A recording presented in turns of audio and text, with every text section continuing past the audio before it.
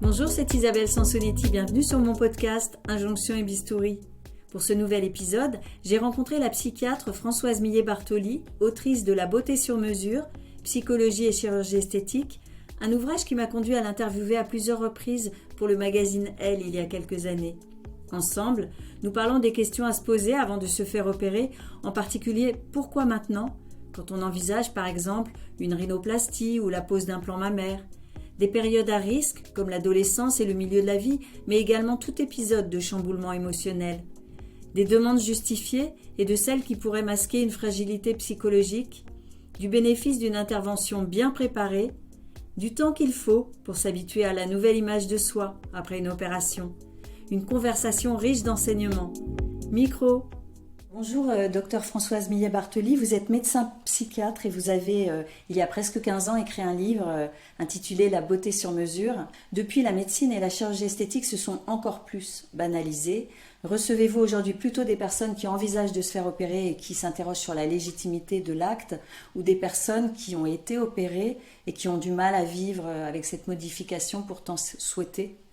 Je vois surtout maintenant des personnes qui réfléchissent, qui envisagent de le faire. Mais non, je vois peu de patients déçus, de déboires psychologiques après intervention. Non, c'est plutôt dans le cadre de patients ou dans mon entourage de personnes qui hésitent à passer le cap.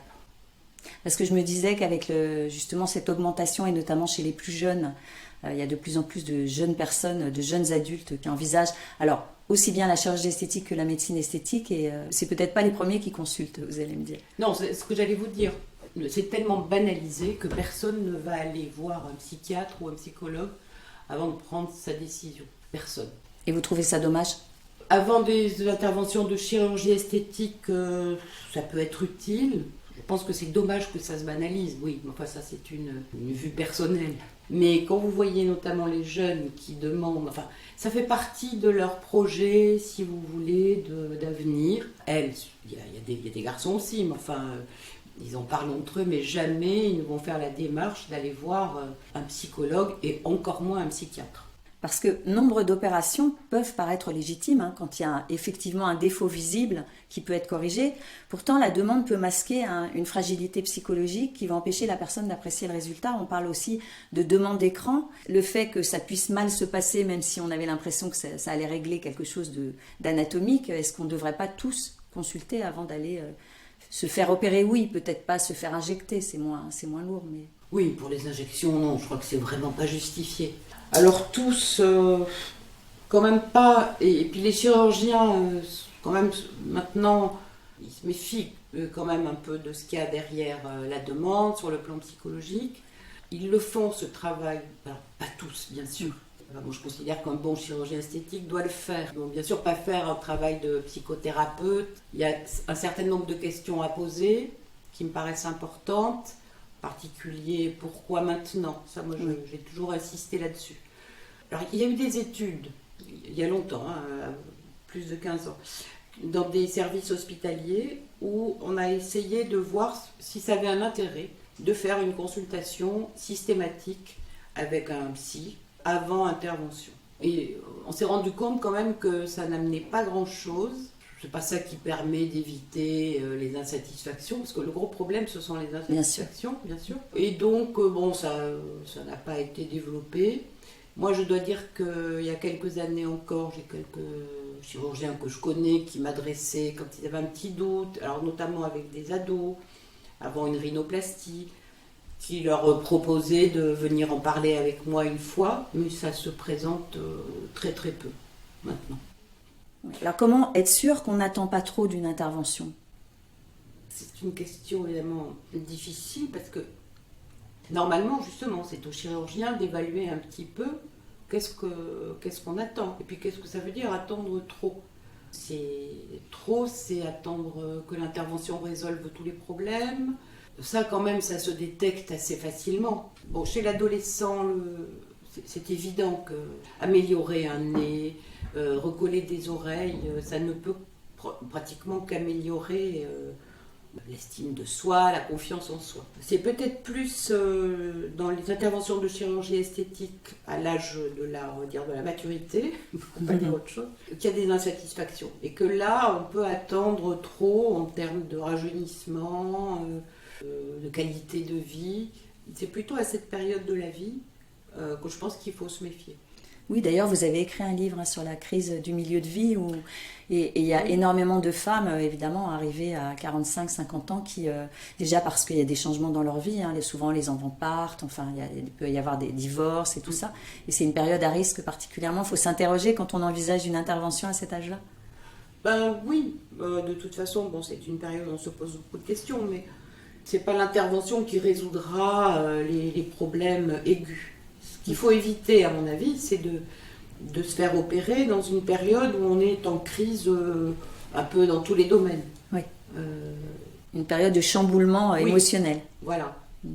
Parce que le seul fait de changer, alors on va peut-être un peu passer du coq à l'âne, mais le seul fait de changer son corps, c'est beaucoup plus perturbant qu'on ne le croit, même si c'est dans le sens de l'amélioration. Qu'est-ce que ça peut perturber ?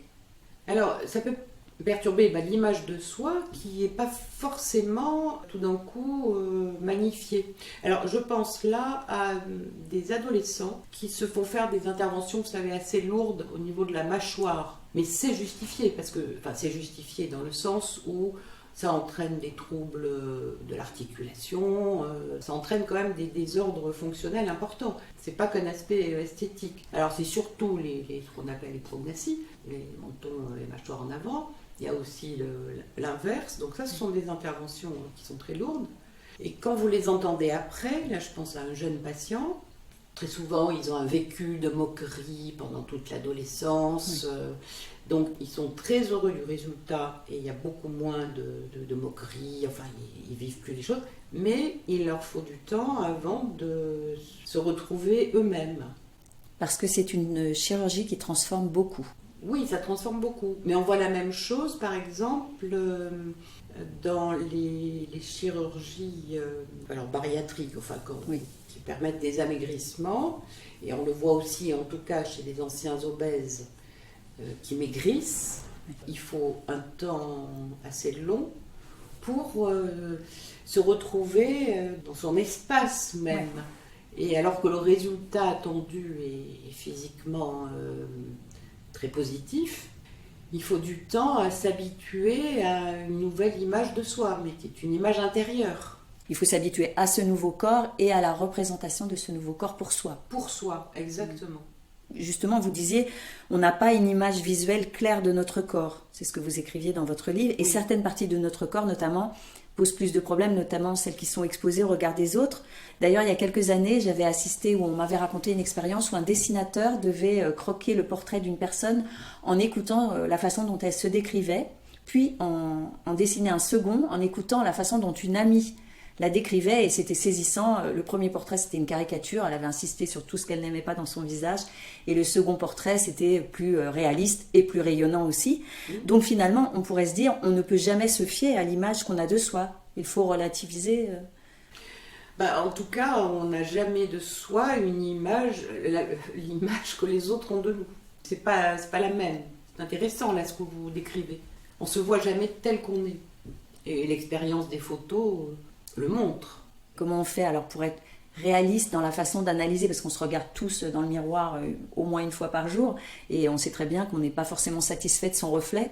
Il y a un moyen aussi de relativiser ou de mettre une distance sur son propre jugement, et est-ce que ça sert à quelque chose, ou est-ce que finalement il faut accueillir cette façon qu'on a de se regarder ?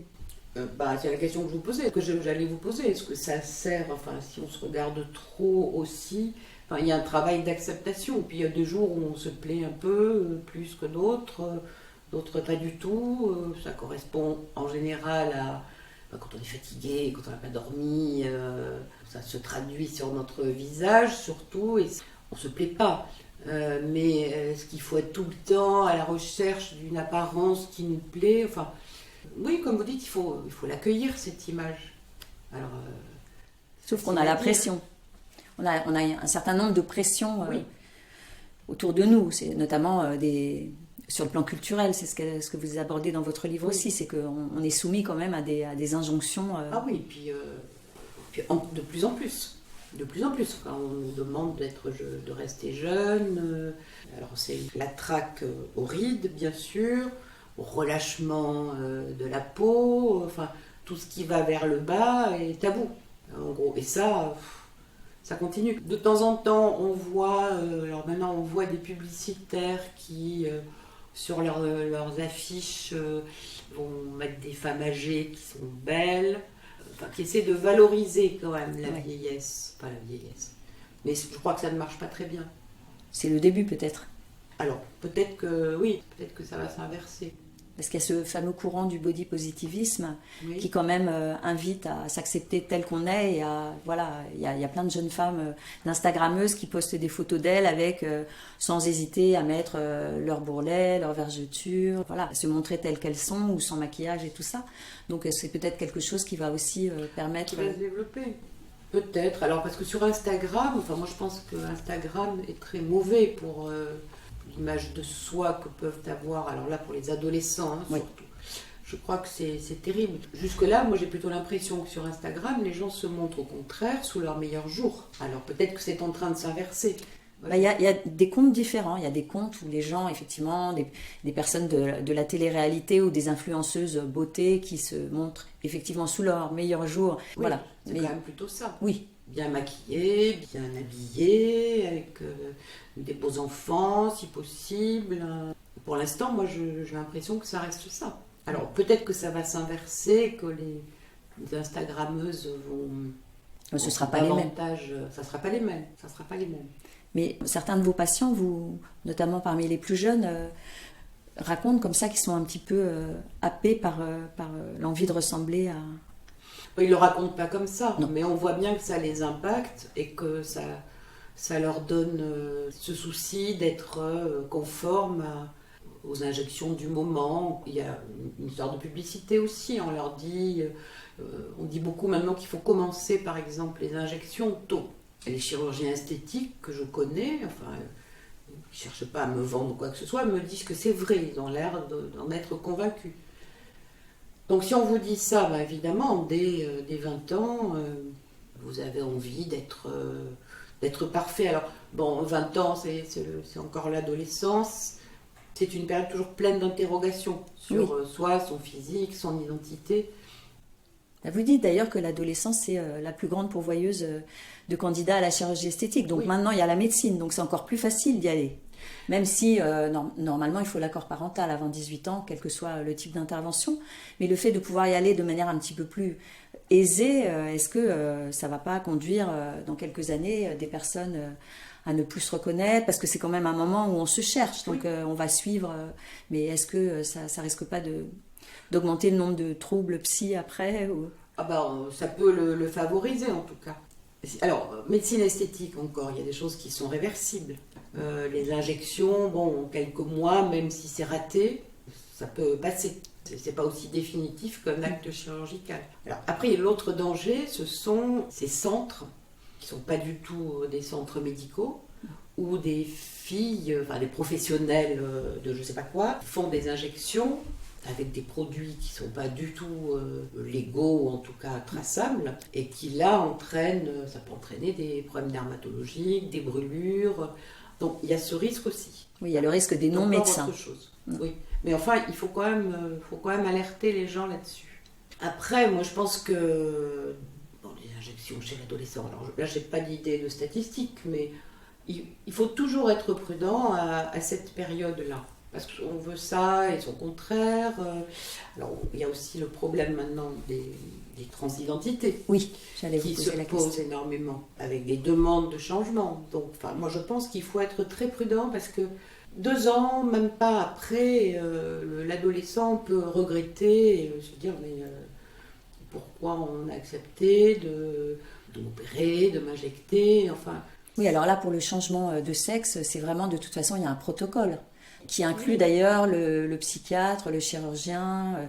Et donc, on ne va à la chirurgie qu'après un certain nombre de mois de réflexion, j'imagine. Parce qu'effectivement, c'est irréversible, là, pour le coup. Oui, mais enfin, je crois qu'il y a quand même des gens qui vont très vite. Enfin, ça sont les pédopsychiatres qui le disent. Hein. Oui. Moi, je ne vois pas du tout d'adolescents. Mais je lis, puis j'en parle avec mes confrères, et ça devient quand même un problème.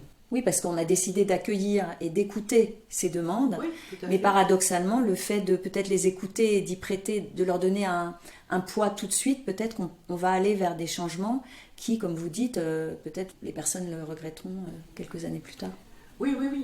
Parce que la période d'adolescence, elle s'étale maintenant de nos jours, et c'est pas juste quelques mois. Oui.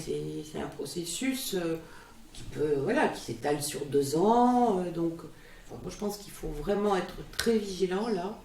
Oui.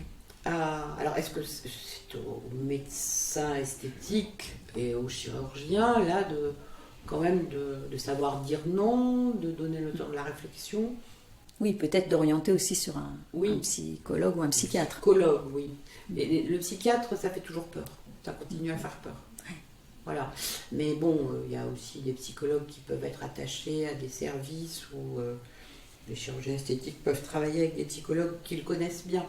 Mais c'est difficile pour eux, quand même, quelquefois, de dire non. Et puis, il y a toujours le risque que le patient ou la patiente aille voir quelqu'un d'autre, un autre médecin, un autre chirurgien, qui peut être moins vigilant. Oui. Ou beaucoup de chirurgiens esthétiques, à leur début, ont été surpris parce qu'ils croyaient bien faire, ils croyaient aider leurs patients. Enfin, ils ont appris sur le tas aussi à dire non, il faut prendre du temps, je ne vous opère pas tout de suite, il faut prendre du temps de la réflexion.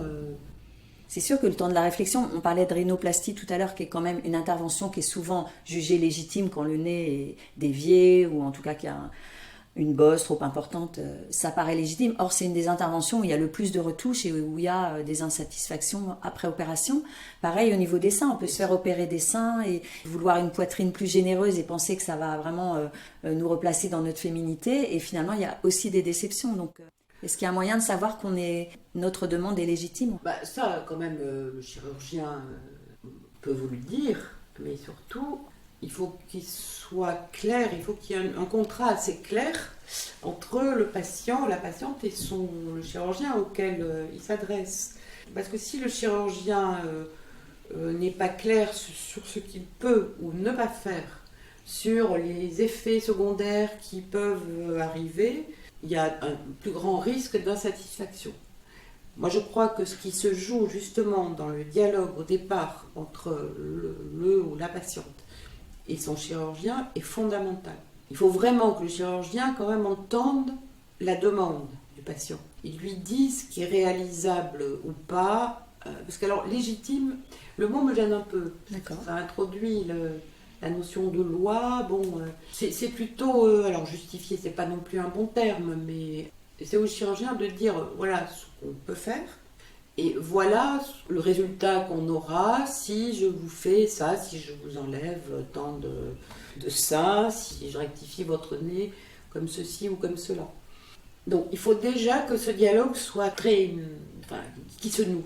Pour moi, c'est le plus important. Peut-être autant que le geste technique. Oui, c'est sûr. De toute façon, c'est ce qu'on dit. Il faut aller voir un chirurgien avec lequel on se sent en confiance. Donc forcément, c'est quelqu'un qui nous a écoutés, dont on a l'impression qu'il va être à la fois bon techniquement, mais aussi un soutien quelque part, si jamais il y a une complication, où c'est important ça de se sentir oui, accompagné. Oui. Mais vous disiez aussi quand même, le moment qui est très important, c'est pourquoi on a envie d'y aller là, à ce moment-là. Parce qu'il faut que ce soit un peu mûri.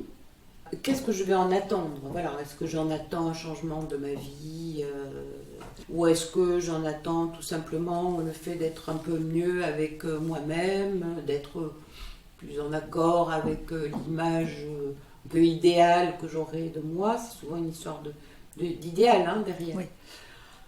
Il ne faut pas en attendre non plus trop de changements dans la vie relationnelle, mais parce que c'est la question qu'il faut se poser. Qu'est-ce que ça va changer dans mon rapport aux gens? Oui. Est-ce qu'on va m'aimer plus? Est-ce qu'on va m'admirer plus? Ce sont les questions qu'on va se poser. Et quand on est déjà en couple, est-ce que ça ne risque pas parfois de bousculer l'équilibre du couple si on envisage et si on va faire une intervention Ah si, ça peut bousculer complètement. Alors ça peut être très bien, ça peut Alors, ce qui est assez amusant d'ailleurs, il y a des conjoints qui ne sont pas du tout au courant. Alors, c'est amusant, en particulier en matière de médecine esthétique. Il y a des femmes, alors je dis les femmes, mais les hommes aussi viennent quand même à la médecine esthétique. Mais il y a des femmes qui ne disent rien à leur entourage, à la fois par pudeur, il y a plein de raisons. Et puis pour voir si l'entourage va remarquer quelque chose. Alors parfois, non. On leur trouve par exemple l'air plus reposé. On leur dit pas, oh là, tu as fait quelque chose. En général, c'est ça que la plupart des femmes veulent. Alors après, en matière de chirurgie, vous pouvez avoir un conjoint qui est d'accord, mais qui ensuite est très perturbé par le changement. Moi, je pense à une patiente qui avait fait une chirurgie des paupières, bien réussie en termes de chirurgical, voilà. Elle avait un bon résultat, mais ça avait changé un peu son regard, un tout petit peu, et son mari ne l'avait pas supporté. Et ils ont eu une période très très difficile. Après, j'ai plus de nouvelles, mais une période où ils ne pouvaient plus lui parler, ils ne pouvaient plus la regarder. Alors que le résultat était, franchement, je vous dis, il n'y avait rien à redire, il n'y avait pas eu d'erreur. C'était pas raté. C'était pas raté, voilà, du tout. Et sur les seins aussi, c'est... Ouais. Quand on met des implants mammaires, ça peut avoir un résultat un petit peu... ça se sent au toucher notamment. Oui. Est-ce que ça peut aussi modifier la relation? Ah oui, beaucoup. Dans le sens implant, évidemment. Oui. Beaucoup plus que réduction mammaire. Puis l'implant, c'est un corps étranger, ça se sent. Ça peut entraîner des réactions qu'on n'attendait pas du tout. Donc ça veut dire qu'il faut en parler avec son partenaire ou sa partenaire. Oui, moi je crois. Oui. De toute façon, quand on va faire de la chirurgie, ça paraît difficile de si le on cacher. Un partenaire, oui. Oui, alors qu'en même temps, on dit qu'on se fait opérer pour soi, donc on n'a pas envie non plus que le partenaire dise n'y va pas, ou alors met une taille de soutien-gorge 95 ou 100. Enfin, c'est compliqué les seins. C'est-à-dire que c'est aussi, on n'a pas envie que quelqu'un nous commande une poitrine et on. Voilà, c'est entre obtenir l'adhésion. Ouais. Il arrive que des hommes demandent à leur partenaire de se faire des plus gros seins. C'est pas des résultats très positifs. Non, la demande doit vraiment venir de soi. Après, je crois que c'est mieux d'en parler à ses proches. Moi, les très proches. Pas un grand nombre de personnes, mais il faut quand même pouvoir parler de cette démarche. Ne pas être tout seul devant. En parler, ça aide à mûrir sa décision ? Ça peut, et puis on peut se poser la question aussi de ces femmes qui, à force d'injection ou d'intervention, ne sont plus elles-mêmes. Ça arrive quand même assez souvent. Et moi, la question que je me pose toujours, je n'ai pas la réponse, c'est comment se fait-il que personne dans leur entourage ne leur dise à un moment, écoute, là... pourrais lever le pied. Tu pourrais lever le pied, voilà. Alors, est-ce que c'est un défaut de communication avec les autres ? Est-ce que c'est parce qu'on est arc-bouté sur l'idéal qu'on veut de soi ? Je ne comprends pas comment l'entourage, parfois, ne dit rien. Parce que vous ne pouvez pas imaginer que ces femmes soient bien comme ça, même si le résultat, vous et nous, paraît excessif. Oui. Si, je peux l'imaginer. Mais, alors pour celles que je connais, je ne sais pas ce que ça leur amène de plus dans leur vie relationnelle. Peut-être qu'elles se sentent mieux comme ça, mais enfin bon. C'est vrai qu'il y a un peu une standardisation des visages quand on recourt un petit peu trop fréquemment aux injections, notamment en matière de rajeunissement. C'est vrai qu'après, en voulant tout lisser, on se retrouve avec des visages un peu gonflés de partout, lisses, qui fait que finalement on perd un petit peu la personne. Et peut-être c'est pour ça que ça peut déranger, dans le sens où on perd un peu la singularité du visage, selon l'expression de David Le Breton. C'est ça qui nous gêne peut-être. Mais oui. Alors vous avez raison, peut-être que ces femmes-là se sentent beaucoup mieux en étant toutes gonflées et toutes différentes. Et que c'est pour l'extérieur. Je trouve que ça enlève quand même des expressions. Et puis, moi je suis d'accord avec ça. Ça enlève la singularité d'un visage. Au bout d'un moment, c'est trop quand même. Alors, une opération, les procédures d'embellissement ou de rajeunissement, finalement, quand elles sont réussies, elles boostent l'estime de soi. En tout cas, c'est souhaité et souhaitable. Mais aussi, on peut supposer qu'elles boostent la libido. Pas forcément. D'une manière générale, si on se sent bien dans son corps, ça retentit sur la libido, mais pas forcément. Donc ça se passe plus dans la tête. Autour de 50 ans, il y a nombre de femmes qui se sentent devenir invisibles, transparentes. Certaines ont alors davantage envie de recourir aux injections ou à la chirurgie esthétique, comme on l'évoquait tout à l'heure. Donc elles prennent forcément le risque d'en faire trop pour redevenir visibles. Alors le risque d'en faire trop, quand même, là, j'ai parlé de ça tout à l'heure, mais je crois qu'il y a beaucoup quand même de femmes qui ont recours aux injections et chez lesquelles c'est d'abord joli, enfin en tout cas, c'est plus joli que, évidemment, quand on a le visage qui s'affaisse, c'est pas rigolo. Non, mais je crois qu'on peut faire des injections même régulièrement. Je n'ai pas du tout une position anti-injection, non.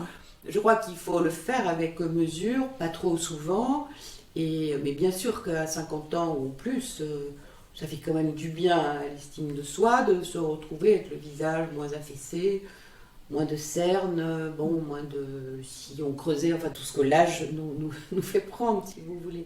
Oui, parce que intérieurement, on se sent toujours plus jeune que notre âge biologique. Assez souvent, c'est vrai. Vous avez raison. Donc l'idée, c'est de se remettre en accord avec l'âge qu'on se sent. Oui. Et puis, il y a une médecine de confort, mais pourquoi pas ? Vous écrivez d'ailleurs, on a tous un idéal esthétique en fait. Oui. Ça, c'est normal d'avoir envie de s'améliorer. Oui, et puis dans toutes les sociétés, il y a eu des efforts pour améliorer l'esthétique. Enfin, le beau, ça compte quand même. C'est sûr qu'il n'y a pas que l'esprit, et on est un corps et un esprit, et c'est normal de vouloir améliorer ou maintenir son apparence. Enfin, ça me paraît... Et on peut avoir aussi envie de se transformer. Donc cette banalisation de ces actes de médecine, parce que la chirurgie esthétique, elle n'est jamais complètement banale, c'est-à-dire qu'on réfléchit quand même toujours un peu plus avant d'aller subir une anesthésie générale, des complications, une éviction sociale. Finalement, il y a quand même parfois des gens qui y vont trop tôt ou sans avoir mûrement réfléchi leur décision, mais c'est plus impactant quand même la chirurgie esthétique. Mais la médecine, du fait qu'elle se banalise, forcément, les verrous ont sauté, on y va. Oui. Et puis moi je vois ça je le vois parmi des patients, ce sont des patientes qui ne roulent pas sur l'or, mais qui quand même économisent pour ça, donc c'est important. Vous voyez, c'est pas réservé à une élite sociale. Ah oui, non, ça fait longtemps que ça s'est démocratisé quand même. Oui, ça c'est frappant quand même. On n'a pas évoqué l'histoire de la dysmorphophobie, est-ce que vous avez l'impression que c'est quelque chose qui augmente, ou est-ce que ça reste une pathologie finalement assez rare et... J'ai pas l'impression que ça augmente. C'est toujours fréquent à l'adolescence surtout. Après c'est fréquent dans les schizophrénies surtout, enfin des maladies mentales. Oui, assez lourdes donc. Mais que la fréquence reste basse quand même. Justement on pourrait se dire avec toutes ces interventions, ça peut faire naître des dysmorphophobies. Non, c'est pas le cas. Parce qu'on sait qu'elle interdit presque tout acte de chirurgie esthétique. En tout cas, quelqu'un qui a une image d'elle totalement déformée. Enfin, oui. Alors, dans la dysmorphophobie, il y a la conviction, plus ou moins inébranlable, c'est la conviction d'une laideur d'une partie du corps ou de tout le corps. Alors, il y a des degrés différents. On le rapproche en général des troubles obsessionnels compulsifs, parce que ça devient une obsession qui finit par envahir la vie de celui qui est convaincu d'avoir, par exemple, un nez trop grand. Ou quelquefois, ça peut se porter sur un grain de beauté, quelque chose de beaucoup plus infime qu'un nez distordu, par exemple. Donc, il y a toute une évolution qui finit par confiner à l'obsession. Donc les patients passent des heures de plus en plus longues devant le miroir, vont vérifier, se font faire des photos, et ça peut, dans certains cas, prendre une proportion délirante. Les patients peuvent penser que s'ils ne réussissent pas dans leur vie, c'est à cause du défaut, enfin tout est attribué au défaut. Alors quand c'est très délirant, il vaut mieux pas intervenir, mais d'une manière générale, il faut être très prudent, parce que vous pouvez, en intervenant, et même si l'intervention chirurgicale est réussie, entraîner un autre petit changement qui risque d'être source de nouveau d'une fixation obsessionnelle dysmorphophobique. Ça ne contredit pas complètement, mais en général il faut être très prudent parce qu'il peut y avoir aussi des réactions délirantes à une intervention. Et je pense à une patiente, moi, que j'ai suivie, elle était hospitalisée. Au départ, elle s'est fait enlever un petit grain de beauté qui la gênait, qui l'inquiétait. Le grain de beauté a été enlevé parfaitement. Enfin, il y a eu juste une petite cicatrice qui devait s'estomper. Et elle s'est fixée sur cette cicatrice. Alors, ça a duré des mois pour qu'elle en arrive à être hospitalisée. Elle sortait plus de chez elle. Le peu de temps qu'elle sortait, elle passait son temps à se regarder dans les vitrines. Sa vie était devenue impossible. Donc, au départ, c'était pas dysmorphophobique son grain de beauté, si vous voulez, c'était un acte dermatologique. Chez une fille, alors qui était quand même élevée, il y avait tout un contexte. Elle n'avait pas une vie très équilibrée, une mère qui l'empêchait de vivre, enfin c'était compliqué. Oui. En général, il y a un contexte. Il y a un contexte. Voilà, en tout cas, en général, l'intervention, ça risque de précipiter ou d'aggraver la dysmorphophobie. Mais ça, c'est très rare. Ce type de... Ça reste rare. Je crois que c'était entre 1 et 2%. 2%, voilà, c'est ça. Mais alors, par contre, dans le langage courant, quand on envisage une intervention, c'est qu'on est obsédé par un défaut. Donc, à quel moment on se dit, bon, c'est une obsession qui est normale, qui paraît compréhensible, et à quel moment c'est pathologique? Non, alors quand vous dites quand on va se faire opérer, c'est qu'on est obsédé. Non, pas forcément. L'obsession, enfin, en tout cas en termes psychiatriques, c'est quelque chose de précis. C'est quelque chose qui est irrépressif, compulsif, dont on ne peut pas se débarrasser et surtout qui envahit tout le champ du psychisme. C'est-à-dire que l'obsédé, au bout d'un moment, ne peut plus vivre complètement normalement. Ce qui n'est pas le cas de la plupart des personnes qui vont se faire opérer. Parce que depuis longtemps, elles y pensent. C'est pas une obsession au sens psychiatrique du terme. Je suis d'accord. C'est nous, dans le terme courant, c'est ça. Le défaut ou l'imperfection, ce qu'on juge imparfait, c'est quelque chose qui nous tracasse et qu'on y pense un peu trop souvent. Et c'est ce que disait le jeune homme là, que j'avais interviewé sur les implants capillaires. Il disait que quand même, c'est vrai qu'une fois que c'est fait, je ne sais pas si je serai complètement satisfait, mais au moins, je vais passer à autre chose. Parce que c'est fatigant d'avoir ce souci sur son aspect physique parce que ça occupe une partie de... Oui, dans ce sens-là, d'accord. Mais par contre, normalement, quand on le fait, on est soulagé aussi de cette question qui nous dérangeait sur notre corps. Oui, bien sûr. C'est ce qu'on attend. Mais il faut quand même du temps pour être soulagé. Parce que même les implants capillaires, il faut quand même être patient. À partir du moment où on vous les a mis en place... C'est 1 an à peu près. C'est ça. Enfin, et puis il y a toute une période où alors il y a des petits cheveux qui repoussent. Enfin, c'est assez vilain d'ailleurs. Le résultat définitif est long à atteindre. Mais vous aviez l'air de dire qu'il faut du temps, quelle que soit l'intervention esthétique. Oui, il faut Combien du temps. Combien de temps? Enfin, en gros. C'est comme s'il fallait intégrer une nouvelle image de soi. Je dirais facilement 6 mois. Et vous avez raison, j'avais interviewé une femme qui avait eu, après 2 grossesses et 2 allaitements, la poitrine complètement vidée. Oui. Et donc qui avait attendu le 2e enfant pour aller après se faire souvent, opérer. Mais en fait, elle disait qu'elle avait aussi pris du temps pour accepter cette nouvelle poitrine, qu'elle était très satisfaite. Mais que c'est vrai qu'il y a un moment, quand on vit avec un corps, quel qu'il soit, même si c'est un corps qui n'est pas satisfaisant, on fait avec, et ce qui fait que la modification, il va falloir l'intégrer. Oui, et c'est important à savoir en tout cas, pour éviter trop d'insatisfaction en post-opératoire. Se dire qu'on va devoir patienter un peu. Voilà. Et que même en termes d'esthétique, il va falloir s'habituer à sa nouvelle image intérieure. Voilà, c'est pas un mot qu'on utilise tellement quand on parle d'image du corps, mais c'est vraiment à l'intérieur de soi. Et je repense aux obèses. Vous voyez, un obèse qui, tout d'un coup, peut passer très facilement une porte, et ça ne va pas de soi. Bien sûr, il est content, mais voilà, la satisfaction ne vient pas immédiatement. Et même chose pour tout ce qui est chirurgie, bariatrique, etc., qui permettent des amaigrissements importants quand même. Et alors là, on est dans la chirurgie réparatrice. Oui, plutôt. Enfin, encore que. Oui, on est quand même dans la réparation. Parce que c'est des interventions très lourdes. Ah oui. Oui. Et puis c'est souvent de multiples interventions. Oui. Voilà, en tout cas, il faut du temps pour s'habituer à un nouveau corps. C'est pour ça parfois que vous avez des personnes qui viennent après parce que il y a un petit temps d'adaptation à cette nouvelle image de soi. Oui. Et puis les chirurgiens le disent.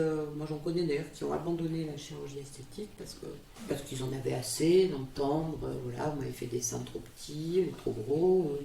Mon nez, c'est pas ça que je vous avais demandé, c'est pas ça que je voulais. Donc si on ne sait pas dire non à temps, ça peut devenir un enfer ce métier. Alors il arrive qu'une femme se fasse injecter ou opérer parce que son enfant ou son petit-enfant l'a interrogé sur ses rides. On peut choisir de se faire opérer pour préserver ses proches des empreintes du vieillissement sur soi. Oui, on peut choisir. Je pense que c'est pas une très bonne motivation. Il faut quand même continuer de le faire pour soi avant tout. Ah oui. Est-ce que vous pensez que faire des compliments à un enfant sur son apparence physique, on dit très souvent tu es belle à une petite fille, est-ce que cela n'encourage pas à ce qu'elle se soucie un peu trop de son apparence ?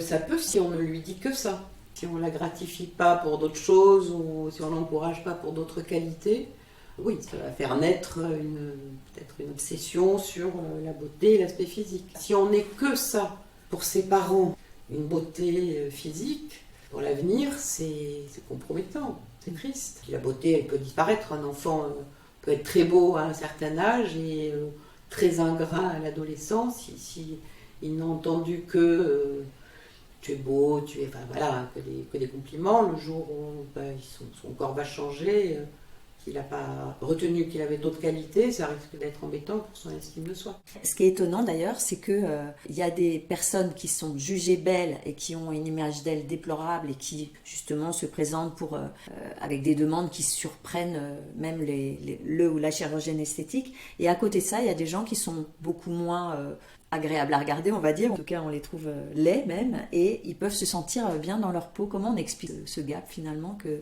on peut se sentir moche en étant beau et ne pas se soucier de son apparence physique ou très bien vivre avec le corps tel qu'il est. Moi, je crois beaucoup à l'importance de tout ce qui a été dit, justement, dans l'enfance, l'enfance jusqu'à l'adolescence. Enfin, je crois que si la laideur n'a pas été stigmatisée, si on a appris à l'enfant encore une fois, qu'il y avait d'autres qualités qui comptaient, si on lui a appris à développer d'autres qualités physiques, intellectuelles, musicales, enfin j'en sais rien. Enfin j'en sais rien, je veux dire, il y a plein d'autres possibilités d'expression. C'est ce qui explique qu'on peut vivre très bien avec un physique moche. Mais est-ce qu'on n'est pas plus ou moins sensible au regard d'autrui ? Parce que est-ce qu'il n'y a pas vous évoquez les personnalités narcissiques aussi dans votre livre, est-ce qu'il n'y a pas peut-être pas des profils de gens qui vont aller se faire opérer mais est-ce que quand même il n'y a pas une sensibilité différente d'une personne à l'autre sur finalement il y en a qui se soucient vraiment pas du tout de ce que pensent les autres d'eux et puis d'autres qui sont dans cette recherche d'approbation. Oui, alors la recherche d'approbation, même si elle est physique, elle renvoie toujours à une carence d'approbation en général qui remonte là aussi à l'enfance, avec en général le sentiment de ne pas avoir compté pour ses parents. Enfin, c'est rarement isolé, quoi. On n'est pas comme ça tout d'un coup. Les personnalités dites narcissiques, en réalité, sont des personnalités pas sûres d'elles et ont manqué d'un regard bienveillant. Ça peut être des parents suroccupés, qui ne s'occupent pas trop de leurs enfants, qui ne les valorisent pas. Ça peut être des parents dénigrants. Mais on se construit quand même très tôt dans l'enfance. Et ça reste toute la vie, ça peut se modifier. Ces personnalités-là, justement, narcissiques, ont besoin d'être en permanence rassurées. Comme si au fond, il y avait au fond d'eux une insécurité presque fondamentale qui vient de loin. Alors après, l'apparence, on n'a pas tous la même, on n'accorde pas tous la même importance à l'apparence. Et il y a souvent quelque chose de familial aussi. Il y a des familles où ce qui compte, c'est l'apparence générale, extérieure, pas forcément physique, mais où le regard de l'autre ne doit pas être... Ce qui est important, c'est qu'on ait l'air, alors parfait, pas forcément, mais où on apprend très tôt à se méfier du regard des autres. Alors qu'il y a d'autres familles où c'est pas important, ce qui compte, c'est la vie intellectuelle, la vie culturelle, la vie relationnelle, les qualités psychologiques. où l'apparence est beaucoup moins valorisée. Il y a même une personne qui m'a dit se soucier de son apparence physique et par exemple aller se faire lifter, c'est aussi une question de politesse. Ah oui, c'est fou. Je l'ai entendu et ça me fait penser aussi à ce que peuvent dire des chirurgiens. Enfin, je pense à un chirurgien qui m'avait montré des photos avant-après de l'intervention et qui m'avait dit, ça m'a choqué, il m'a dit c'est quand même plus propre. Alors, c'est pas tout à fait l'idée de politesse, je suis d'accord. Mais ça rejoint un peu, quoi. Il y a la propreté, la politesse. Peut-être que les chirurgiens aussi, ou les chirurgiennes peuvent avoir une sorte de déformation professionnelle, à force de retirer des défauts, des imperfections, des rides. Il y a la quête du toujours plus beau. Puis il y a aussi des gens qui vous disent oh mais une telle, je comprends pas qu'elle se fasse pas faire quelque chose. C'est pas normal de se laisser aller de nos jours. Donc il y a aussi cette injonction-là. Ça, je l'ai entendu. Oui, c'est vrai. Dans la bouche de gens pour qui l'apparence compte énormément et qui ont toujours été très marqués par ça. Il faut se présenter d'une manière sous son meilleur jour. Oui, et puis on est sous le regard des autres et on vit sous le regard des autres quand même. L'image que nous renvoie le regard des autres est quand même très importante. Alors c'est très important quand on est enfant, mais ça l'est par la suite aussi dans nos relations interpersonnelles. On se construit quand même là-dessus. Et c'est pour ça aussi que c'est au moment où il y a des changements dans notre vie, des séparations ou des rencontres, vous disiez qu'on peut justement s'interroger un peu plus sur l'image de son corps. Oui, parce qu'on perd parfois, alors notamment dans une séparation, on perd un regard dans lequel on s'était un peu, pas reflété, mais enfin auquel on s'était fié jusque-là. Quand ce regard n'est plus là, où on vous dit, vous renvoie plus grand-chose, vous interrogez vous sur votre propre regard sur vous-même. Parce qu'il y a les séparations et il y a aussi les rencontres, quand même. La rencontre, en général, est psychologiquement déstabilisante. Enfin, une rencontre importante. Ouais. Je dis rencontre amoureuse, ça peut être une rencontre professionnelle importante aussi dans la vie. Mais la rencontre amoureuse vous interroge beaucoup sur vous-même et sur votre corps. Et c'est là qu'on peut prendre des décisions qui sont soit bonnes, soit mauvaises pour soi. Oui. Mais vous pouvez aussi faire une rencontre tardive, par exemple, après une séparation, qui est bénéfique et qui vous dit ben voilà, moi je te trouve bien comme ça, mais ça serait bien si tu te faisais faire quelques injections. Ouais. Et donc vous pouvez avoir un autre regard sur vous-même qui vous narcissise quand même si on vous dit tu pourrais faire ci, tu pourrais faire ça, c'est pas forcément dénigrant. Ah bon, ça veut dire qu'on se soucie de vous. Exactement. Donc on a plus de chances d'être satisfait si on recherche sa propre approbation et pas celle des autres. Oui, il ne faut surtout pas le faire pour quelqu'un d'autre. Ni pour son mari, ni pour sa femme, ni pour ses enfants, ni ses petits-enfants. Mais est-ce qu'on a une chance d'être satisfait quand même ? Dans votre livre, oui, vous dites qu'il y a 8 à 9 fois sur 10 où, ça marche. Oui. Alors après, si ça se banalise trop, peut-être que il y aura moins de satisfaction. Bon, après, tout ce qui est médecine esthétique, quand même, c'est réversible et ça a moins de conséquences que la chirurgie. Donc rappelez-nous ce à quoi il faut penser pour bien se préparer, pour être sûr d'y aller au bon moment et de manière à être satisfait. C'est pourquoi maintenant, voilà. Parce que là, ça exclut la médecine du rajeunissement. Parce que là, le pourquoi maintenant, on le sait. C'est parce que ça commence à dégringoler, quoi. En gros. Mais en particulier pour le nez, les seins, par exemple, ce sont des défauts qui existent depuis longtemps. Donc pourquoi maintenant ? Qu'est-ce qui fait que là j'ai envie de changer ? Qu'est-ce qui se passe dans ma vie qui fait que j'ai envie d'y aller ? Et est-ce que je suis dans un moment de relatif calme psychologique ?